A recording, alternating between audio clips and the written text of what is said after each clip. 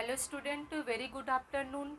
आशा करती हूँ आप लोग स्वस्थ होंगे और अपनी पढ़ाई में व्यस्त होंगे। मैं मंजू मैम आप लोगों का एक्सपर्ट क्लासेस में स्वागत एवं अभिनंदन करती हूँ। डियर स्टूडेंट, इसके पहले मैं आप लोगों का 5 चैप्टर कंप्लीट कर चुकी हूँ और उससे इम्पॉर्टेंट क्वेश्चन भी आप लोगों को सॉल्व करा चुकी हूँ, जो कि एग्ज़ाम ओरिएंटेड क्वेश्चन हैं आप लोगों का। आज मैं आप लोगों का नेक्स्ट चैप्टर शुरू करने जा रही हूँ, first aid related with respiratory system, यानी प्राथमिक चिकित्सा तंत्र से संबंधित प्राथमिक चिकित्सा। तो ओके स्टूडेंट, आज हम शुरू करते हैं। तो श्वसन क्या है? तो श्वसन एक ऐसी प्रक्रिया होती है जिसमें भोजन का ऑक्सीकरण होता है और ऊर्जा प्रदान करता है। ऐसी प्रक्रिया को हम श्वसन प्रक्रिया कहते हैं या रेस्पिरेशन प्रोसेस कहते हैं। डियर स्टूडेंट, यहाँ देखिए, जैसे हमने आपको एक रिएक्शन से समझाया कि ग्लूकोज में +6O2 यानी 6 ऑक्सीजन के अणु लेते हैं और उसके बाद हमको क्या प्राप्त होता है? 6 कार्बन डाइऑक्साइड प्लस H2O बनता है। ठीक है, तो यहीं पर हम आपको बता रहे हैं कि जैसे हमने आपको बोला कि जैसे भोजन हमने लिया, ठीक है, भोजन का ऑक्सीकरण होता है और ऊर्जा प्रदान होता है। तो यहाँ पर जैसे ग्लूकोज हमने लिया, ग्लूकोज में हम 6 ऑक्सीजन के अणु जोड़कर फिर 6CO2 प्राप्त करते हैं प्लस H2O प्लस ATP मिलता है। अब अगला स्टेप आपका ये आता है कि श्वसन जो होती है वो कैसी प्रक्रिया है। तो उसमें क्या हो रहा है? आपका ऑक्सीडेशन हो रहा है, ऊर्जा तथा उष्मा हो रही है और अपचायी यानी कैटाबॉलिक प्रक्रिया है। कभी क्वेश्चन आपका पूछा जा सकता है कि श्वसन आपका कैसा है, तो हम क्या बोल सकते हैं? एनर्जी तथा हीट, यानी श्वसन से हमें क्या मिलती है? ऊर्जा भी मिलती है और यह हीट को बॉडी के टेम्परेचर को भी मेंटेन करने का कार्य करता है। बॉडी का टेम्परेचर हमारा 2 तरीके से मेंटेन होता है, रेस्पिरेशन के थ्रू भी होता है और हम जब हमारे शरीर में ब्लड सर्कुलेशन भी होता है उससे भी क्या होता है? हमारा ये आपका बॉडी टेम्परेचर मेंटेन होता है। ठीक है, अगर मान लीजिए किसी की सांसें बंद हो जाए तो क्या वो व्यक्ति जीवित रहेगा? नहीं रहेगा ना। सांस बंद होने के बाद क्या होता है? बॉडी धीरे धीरे ठंडा होने लगती है, ब्लड सर्कुलेशन कम होने लगता है, जिससे बॉडी क्या हो जाती है? ठंडी हो जाती है। और फिर अपचायिक का मतलब है कैटाबॉलिक। कैटाबॉलिक का मतलब यहाँ पर होता है कि किसी भी चीज़ का टूटना। ठीक है, किसी भी चीज़ का टूटना क्या कहलाता है? कैटाबॉलिक कहलाता है। और एनाबॉलिक मतलब होता है आपका किसी भी चीज़ का जुड़ना। जैसे यहाँ पर ऑक्सीजन क्या हो रहा है? जुड़ रहा है, तो ये क्या हो जाएगा? यहाँ पर हम एक एग्जाम्पल के तौर पर हम इसको समझ रहे हैं कि ऑक्सीजन यहाँ जुड़ रहा है तो यहाँ पे क्या हो रही है? एनाबॉलिक हो रही है। और उसी तरह से जैसे हम प्रोटीन खाते हैं तो प्रोटीन किस रूप में टूटता है? एमिनो एसिड के फॉर्म में टूटता है, तो वहाँ पे क्या हो रहा है? कैटाबॉलिक हो रहा है। आगे स्टूडेंट हम समझते हैं, जैसे कभी कभी हम लोग जैसे छोटे थे तो उस समय ये क्या जानते थे? हम सोचते थे कि नहीं, हमारा जो श्वसन तंत्र यानी रेस्पिरेटरी अंग जो कौन है, तो ये जानते थे कि नाक और मुंह है, नोज़ और माउथ को हम समझते थे। तो फिर अब ये तो है नहीं, क्योंकि हम जब नाक बंद करते हैं तो क्या होता है? मुंह से हम सांस ले लेते हैं, मुंह बंद करेंगे तो नोज से। तो ये क्या है? नोज़ और माउथ हमारा क्या है? नोज़ और माउथ हमारा हवा को अंदर ले जाने का एक मार्ग होता है, रास्ता होता है। ये हमारा अंग नहीं होता है। मेन अंग क्या है? हमारा लंग्स होता है। ठीक है, तो आइए देखते हैं। तो हमने आपको यहाँ पर नोट करके जैसे किसमें जैसे स्तनधारी का ये रेस्पिरेटरी अंग क्या है, कीट का क्या होता है, जलीय जीव मछली का क्या होता है, मेढक, ये सब हमने आपको बताया। स्तनधारी का मतलब क्या होता है? स्तनधारी का मतलब होता है कि जो मतलब अपने बच्चे को दूध पिलाते हैं उसको हम क्या बोलते हैं? स्तनधारी बोलते हैं। और स्तनधारी का श्वसन अंग क्या होता है? तो लंग्स होता है। ठीक है, स्तनधारी का श्वसन अंग क्या होता है? लंग्स होता है। फिर उसी तरह से कीट का श्वसन अंग क्या है? तो श्वास नली है, यानी ट्रैकिया होता है। फिर क्या है आपका? जलीय जीव यानी मछली का श्वसन अंग क्या होता है? तो गिल्स होता है, जिसको हम हिंदी में क्लोम बोलते हैं और उर्दू में क्या बोलते हैं? गलफड़ बोलते हैं ना, गलफड़। ठीक है, फिर मेढक का श्वसन अंग क्या होता है? त्वचा होता है। और टैडपोल का श्वसन अंग क्या होता है? गिल्स होता है। मेढक जो होता है वो 2 स्टेज में सांस लेता है, यानी यंग एज में अपने क्या करता है? वह जब जमीन पर रहता है तब वो फेफड़े से सांस लेगा। याद रखिएगा स्टूडेंट, कंफ्यूज मत होइएगा। मेढक जब जमीन पर रहेगा तो वह फेफड़े से सांस लेगा, और मिट्टी के अंदर जाता है, यानी जब वो निष्क्रिय अवस्था में रहता है तब वो क्या करता है, त्वचा से सांस लेता है। आई होप यहाँ तक आप लोगों को ये चीज़ें समझ आई होंगी। आगे चलिए देखते हैं ब्रीदिंग, जिसको हम श्वासोच्छ्वास कहते हैं।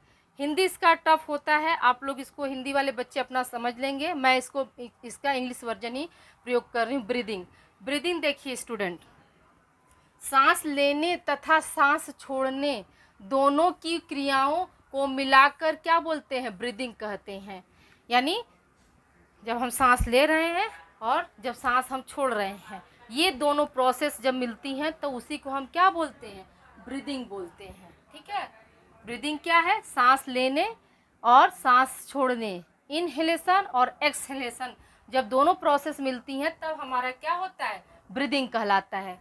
आगे देखिए, ब्रीदिंग के दौरान हम क्या क्या होता है हमारे अंदर, जैसे सांस लेना, यानी उसको हिंदी में क्या बोलते हैं, निश्वसन। सांस लेना हिंदी में निश्वसन, और सांस बाहर छोड़ना यानी निःश्वसन।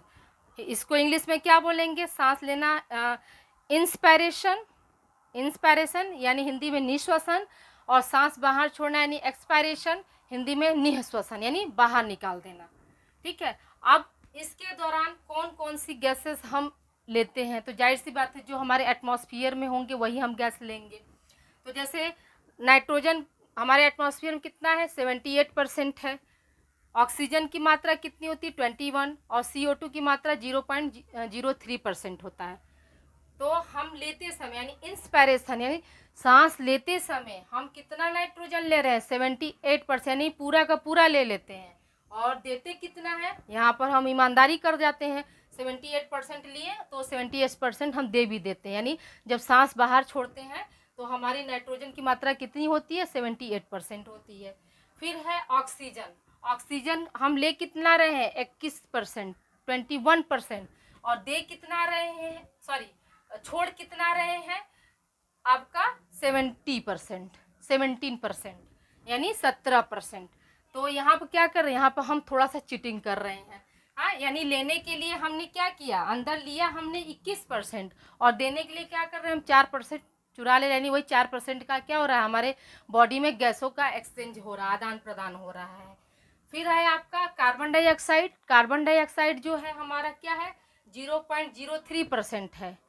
यानी ले रहे हैं हम कितना, 0.03%, यानी 1% से भी हम कम ले रहे हैं।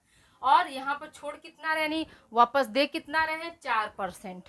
ठीक है, क्यों, यहाँ पे देखिए ऐसे आप याद करिए कि जो ऑक्सीजन का है 4% यहाँ कम हो रहा है, तो यहीं पर क्या कर रहे हैं हम, था CO2 हम 4% उनको वापस कर रहे हैं। ऐसे आप इसको कोरिलेट करके याद कर लेंगे तो वो ज़्यादा आपको अच्छे से याद हो जाएगा। ये इम्पॉर्टेंट है आपका। ठीक है स्टूडेंट, इसको याद रखिएगा। क्वेश्चन आपका पूछा जा सकता है कि ब्रीदिंग में सांस बाहर छोड़ने पर यानी एक्सपिरेशन करने पर हम कार्बन डाइऑक्साइड की मात्रा कितनी होती है, कितना हम छोड़ते हैं, तो क्या बताएंगे आप, 4% बताएंगे। और कितना लेते हैं तो 0.03% बताएंगे आप। उसी तरह से आपका ऑक्सीजन, ऑक्सीजन हम कितना ले रहे हैं, 21% ले रहे हैं, और छोड़ कितना रहे हैं, 17%। और नाइट्रोजन क्या हो रहा है, चाहे इनहेलेशन सॉरी इंस्पायरेशन कर रहे हैं चाहे एक्सपायरेशन कर रहे हैं, दोनों स्थिति में हमारा जो नाइट्रोजन की मात्रा हो रही है वो कितनी हो रही है, बराबर, यानी 78% दोनों में हो रही है। ठीक है, आप यहाँ पर ये आपका एक पॉइंट इम्पॉर्टेंट है, क्वेश्चन आपका ऐसा पूछा जा सकता है कभी, ये करंट के लिए है, जैसे किसी भी कंपटीशन के लिए आपको हम यहाँ पर डीपली इसलिए पढ़ा रहे हैं, यहाँ पूरा आप रेस्पिरेटरी सिस्टम को आप समझ जाइए। ठीक है, और किसका कौन सा जंतु, कौन सा कीट जो है उनके क्या अंग होते हैं, ये थोड़ा सा एक्स्ट्रा नॉलेज के लिए हम आज आप लोगों को ये बता रहे हैं। तो कभी क्वेश्चन आपका ऐसे पूछा जा सकता है, जैसे जनरल साइंस में आपका जीके के पॉइंट ऑफ व्यू से, कि मेढक जब जमीन पर रहता है तो वह सांस कैसे लेता है, तो हम क्या आंसर देंगे कि मेढक जब जमीन पर रहता है तो वह सांस कैसे लेता है, फेफड़े से लेता है, और जब मिट्टी के अंदर चला जाता है तब वह सांस कैसे लेता है, आपका त्वचा से लेता है। स्टूडेंट यहाँ कंफ्यूज मत होइएगा। स्तनधारी जो है लंग्स यानी फेफड़ा से ले रहा है, कीट यानी इंसेक्ट जो है वो क्या कर रहे हैं, वो ट्रैकिया से ले रहे हैं, जलीय जीव क्या है, गिल्स से लेते हैं। मेढक क्या होता है, त्वचा से लेता है। टैडपोल क्या होता है, गिल्स से लेता है। ओके स्टूडेंट, आगे हम इसी रेस्पिरेटरी सिस्टम से रिलेटेड पार्ट के बारे में हम स्टडी करेंगे कि मतलब श्वसन तंत्र में कौन कौन से अंग आते हैं।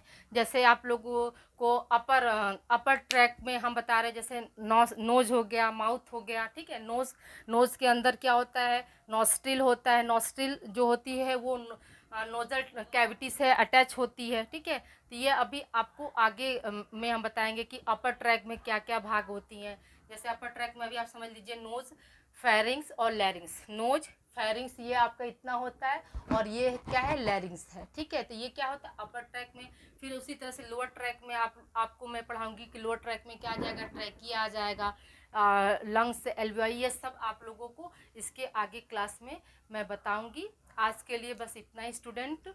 आई होप आप लोगों को आज की क्लास पसंद आया हो, कैसी लगी। बच्चों, आप अधिक से अधिक स्टूडेंट को ये क्लासेस शेयर करिए ताकि उन्हें भी को करिकुलर में हो रही समस्याओं का सामना न करना पड़े और वो भी अपनी तैयारी अच्छे से कर पाएँ। तो प्लीज़ यूट्यूब पर आप सर्च करिए, यूट्यूब पर आप सर्च करिए एक्सपर्ट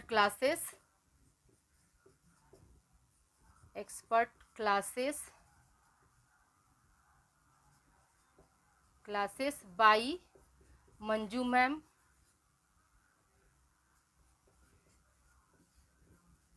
मैम। और लाइक यानी अंगूठे का जो निशान बना होता है, ठीक है, थंब का निशान ऐसे बना होता है, उसको आप लोग लाइक करना न भूलें। और बेल आइकन बना होता है, उसको आप लोग क्लिक करिए, तो इससे मेरी आने वाली जितनी भी वीडियो होंगी वो आप लोगों को ईजिली मिलेगी। ओके स्टूडेंट, आज के लिए बस इतना ही। अपना ख्याल रखिएगा। आगे कल मैं कंटिन्यू करूँगी रेस्पिरेटरी सिस्टम के पार्ट, कितने कितने पार्ट होते हैं रेस्पिरेटरी सिस्टम में। ओके स्टूडेंट, अपना ख्याल रखिएगा। इसको राइट डाउन कर लीजिए।